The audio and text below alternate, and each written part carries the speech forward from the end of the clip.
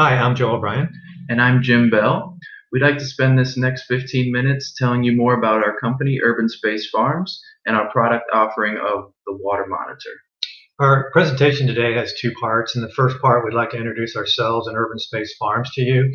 And in the second part, we want to go over our proposed water monitoring product.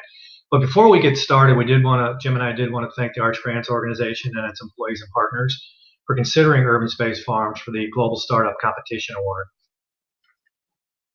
A little background on myself. I have a chemistry degree and experience in environmental testing and water quality. That extends to instrument operation and maintenance, as well as data analysis and presentation. I have a passion for hydroponics, which lends itself nicely to water quality, managing nutrient solutions, and testing them and monitoring them. I have experience in software and hardware development, both as a developer and as a project manager. In 1993, I co-founded with one other partner a website development company, and my partner and I managed that company for 15 years, after which it was purchased by a large multinational HR consulting firm. So it's important to me and Jim that you understand why we started Urban Space Farms and what we want to accomplish with this company. So we'd like to talk about some of the current challenges facing traditional agriculture. We also want to talk about current trends in food consumption and finish up with our vision for the roles that urban agriculture can play in solving some of the current challenges. Climate change is, of course, a big driver of change for our environment. It's going to change the way food is produced in a plethora of ways. For example, sea level rise will result in water intrusion and salt salinization of current rice growing regions in Southeast Asia. In addition, changing rainfall patterns are going to shift crop production areas and produce winners and losers. Population growth will continue to put pressure on agriculture to meet the demands to feed all the world's people. This in a world is already straining to maintain available resources such as clean water and arable land. Water use in outdoor agriculture is a huge concern for water-stricken areas, as well as fertilizer runoff that has rendered the Gulf polluted and damaging to their ecosystems. Arable land is a challenge that we find with desertification and soil erosion that renders once fertile land now uninhabitable. Large farms often produce crops that are optimized for the growing conditions found on those farms, with the result that many fruits and vegetable varieties are no longer commonly available. And yet many consumers seek variety on their plates. New ways of growing crops that utilize controlled environment agriculture allow for the growth of previously unknown vegetable types, such as small root crops like radishes and turnips. Another example of a new food would be lettuce optimized for mineral content, such as low potassium lettuce.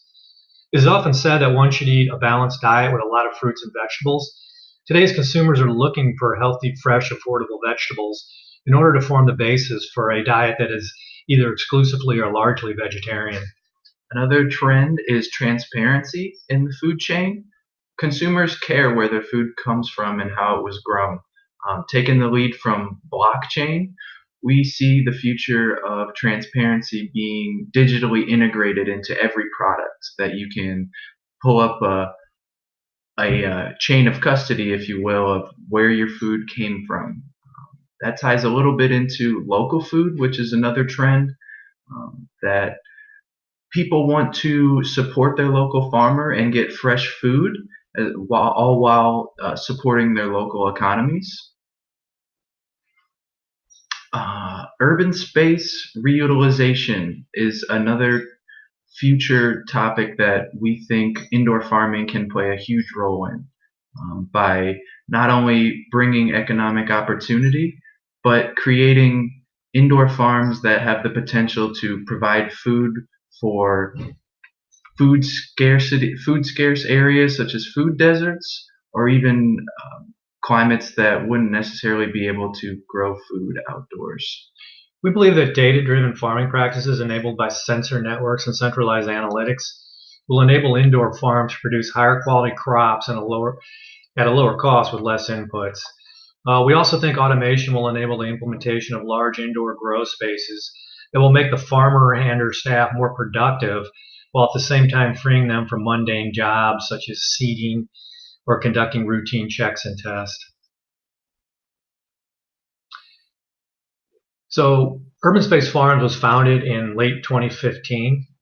In 2016, we concentrated on developing various grow environments. For example, the Food Computer version 1. Our emphasis there was to develop within the open source ecosystem. One of the primary drivers was the MIT Open Ag initiative.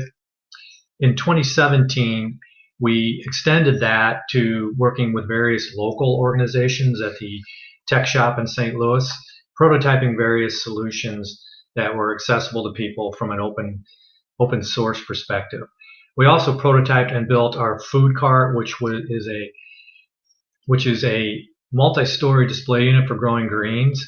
And it allows the end consumer in a restaurant or store to see the entire grow process from seed to harvestable produce. So we began finding that more and more people were becoming interested in urban ag, especially in St. Louis, so we decided to get more involved. We started volunteering at St. Louis Science Center in their grow exhibit. They have an aquaponic greenhouse there that we actually installed our first prototype of our water monitor. In 2017, we also entered into a working partnership with Good Life Growing in hopes of helping them roll out their Greencubator project. We also did some consulting work for an irrigation system, which was a big win for us as it was our first paid job. So we're very excited about that. Moving into 2019, we have 3 projects that we're working on. One is we're working in cooperation with several other St. Louis businesses to create a pilot farm within a warehouse within the St. Louis area. The goal of that is to get an operational indoor farm that will provide data so that we can construct a business plan for a build out of a much larger farm. The other thing we're working on is what we call our Farm Cloud. That's a cloud-enabled data analytics dashboard facility for farm operations.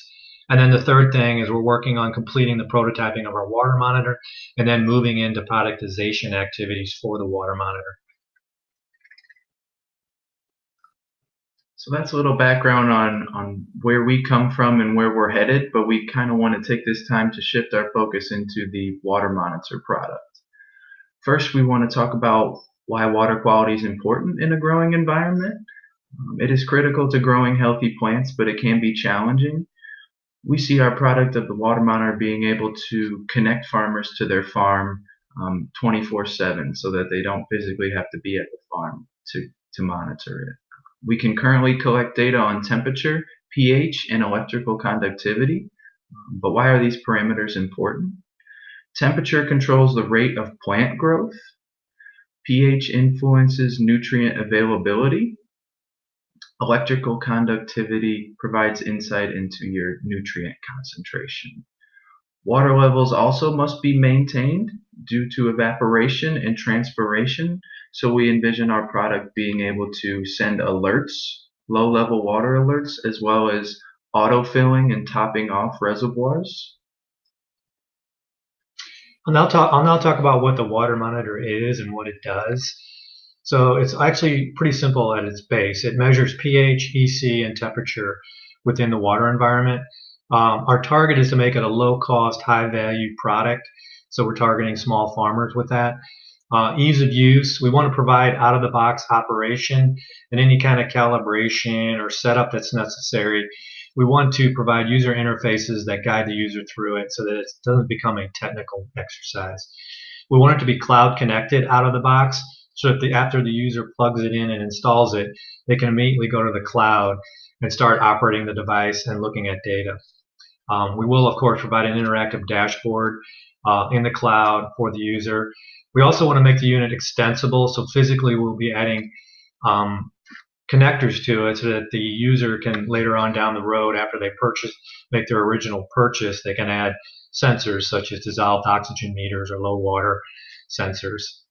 And again, we want to make this open source. Our hope is that 2 things could happen. Other manufacturers would make similar products that adhere to our open source APIs, and thus we create an ecosystem of which Urban Space Farms can participate in. And then also we want to appeal to people that want to buy the product with the knowledge that they can extend it and tinker around with it after they buy it on their own. So Urban Space is fortunate because we have a handful of partners who are letting us prototype or monitor brain systems in their grow environments. This has allowed us to obtain real-world feedback on how our units will perform in real customer environments. One of these partners is the St. Louis Science Center. Urban Space is operating a water monitor in their greenhouse, which contains an aquaponic grow unit. We will be operating this water monitor over the remainder of 2018, and we're going to integrate it to our cloud service. This will allow the Science Center staff to remotely monitor their aquaponic environment, and it will allow Urban Space to garner feedback from the staff on how we can make our product better. This is a high-level approach of IoT technology in general. So we install sensors into our growing environments, big or small, and then those sensors are connected to the internet and then push real-time data into our cloud database, which can then be analyzed and modeled to identify averages and trends and best practices. All that data can then be accessed via your mobile phone and the web application. I won't be going into all the technological details here, but I did want to share a little bit of the overall capabilities that we're planning for our cloud infrastructure. Our goals are to build a cloud infrastructure that networks water monitors and any kind of future sensors or actuators or brains that we sell. We want that integration to be across facilities, and then we want the ability to push the data to the customer wherever, whenever, however they want to consume it. We will support mobile and web dashboard connections, and we will also operate in an environment of intermittent network connections. We also want to provide the data in a farm-aware context so that the grower's data is always presented in a way that a grower will understand. The market of these products we see as being a growing market. Indoor farming is still a relatively young industry, and we see it destined for strong growth in the near future. AgriList came out with a report on farming, and cloud automation can enable significant increases in farm revenue due to decreased operating expenses and increased yields. Small farms are also planning to expand their facilities extensively in the next 5 years, which will require a greater level of control. We plan to market our water monitor as a tool for effective root zone management in any soilless system. Retailers and restaurants are becoming more interested in living produce, and we see potential opportunities to integrate our product for on-site growing. Our core customers will be indoor growers and farmers. There's a growing level of interest from researchers and educators to better understand the root zone and understand how to grow plants indoors. Hobbyists and DIY folks embrace open source technologies and ultimately want to have backyard farms and farms in their basement, so we see opportunity there. As I said, restaurants and retailers are becoming more interested in growing food on site. We also see potential to be a third-party supplier of our sensors and actuator components into vertical integrators and kits. Think of freight farms. It's a shipping container that's outfitted out of the box, ready to go, or food computers. We also want to do consulting on custom farm build-outs because we want to become experts in the vertical farming industry. This is where we want to differentiate our product from other commercially available products and describe to you how our product is innovative. We feel that having that connected device kicking to our cloud database will allow for a more robust product and a more functional product. So the first two bullets are highlighted in green because those are really any function or operation that or feature that we put into the product. We want it to really fulfill one of those first two bullets. So we want easy installation and setup. We want it to be secure and robust. And we want it to operate on a wireless network or even a network with intermittent connectivity. We want it to have storage of cloud data and configuration, making it easy for our customers to go in and access their data and look at their data and their trends. And that'll be accomplished through the mobile and web-based dashboards. St. Louis has been dubbed the Silicon Valley of ag tech, and we truly believe that. We see it through different innovation districts such as Cortex or 39 North, as well as the large universities and nonprofits engaged in plant science and technology related research.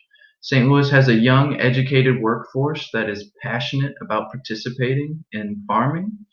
There are many large and small private industries involved in both legacy and new farming related ventures. And St. Louis also has a vibrant ecosystem of restaurants and farmers markets and grocery stores with a diverse set of international cuisine. So we really want to highlight that and add diversity to the produce section. When Jim and I sat down to create this slide, which answers the questions why Urban Space Farm in St. Louis, we were kind of at a loss. And after a while, we realized what was going on there. We're both born and raised in North St. Lawrence County, and we've lived here and established our professional careers here our whole life. So for us, we really never considered anything else. For us, we've always wanted to make St. Louis grow and thrive. I've had opportunities to move to Silicon Valley in the past, and while there, of course, there's a lot to love about Silicon Valley, I didn't move there. What I wanted to do is bring back the good parts and participate in a technologically driven, vibrant economy within St. Louis. And that's what we hope to help in our small way of providing insight and support for other businesses to grow into larger, more established players. Indoor farming requires a diverse staff of employees from technicians and farmers to web developers, managers, and educators. So we see the urban ag ecosystem as being kind of a network effect, saying like we support each other and grow together. I will now go over the proposed budget for the Global Competition Grant. The activities and line items are all targeted toward turning the water monitor into a commercial product offering. We will be establishing the St. Louis office as the basis of operations. We will be purchasing the necessary insurance policies and working with lawyers to draft the required contracts and user acceptance agreements. We're going to be going through an end-to-end review of all components and user interfaces with consultants in each area of expertise. We see a lot of these consultants as being readily available within the St. Louis area thanks to our vibrant urban agriculture ecosystem. And the goal here is to finish the product offering and get it ready to roll out. We will also be setting up our operations center here to service our clients and produce the operations and to service our clients and products. The operations center will also provide dashboards for monitoring and maintaining our various servers. We want to thank you so much for listening to our presentation. If you have any feedback or questions, you can contact us. You can contact us with our contact info above. And thanks again to the Arch Grants for their consideration of Urban Space Farms for their global startup competition. Thank you.